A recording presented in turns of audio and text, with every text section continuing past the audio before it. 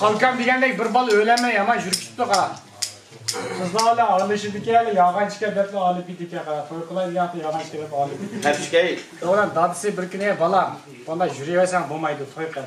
Deb opsilar masal chiqib 3 qiz bilan tayyor qilibdi bir kun ko'rishlarga. Ama dadisi menchik bir botigida bir suv beribdi. Musha suvni balam ash qiz bilan azroq parangish bo'lganki ish qizish uchun ham. Mush suvni issa cho'qim raskab ketdi balam. Deb yo'lga sarfibdi qara. Bo'lib deb berib birinchi qiz bilan ko'rishibga yig'ib o'zini maqtash boshladi. Voy yaxshimisiz mana mendan chiroyli qilgan mana mushinchalik.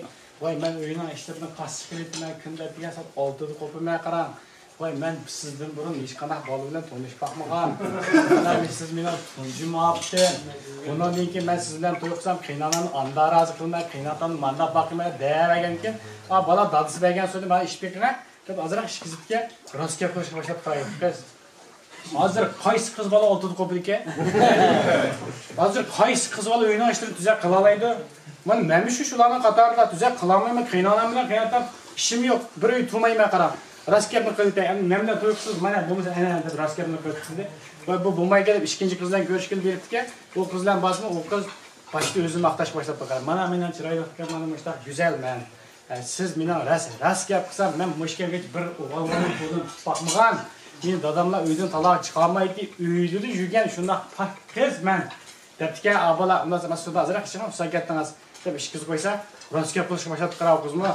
Hozir nima deb o'ynab yurmaydigan qiz bola aka, men kundum mayobog'ida yurman. Uyga bek baldir kelsam 10 kelma. Men sizga raskabni qilib, siz bilan to'y qilsam, mening 7-to'yim bo'ladi qarab.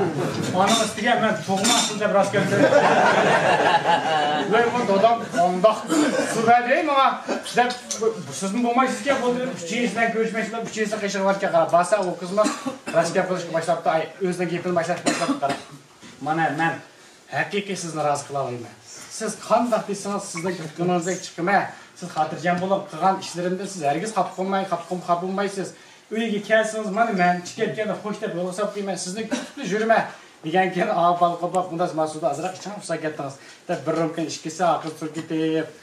Endi raskab qilay, mening ismim Aziz degan.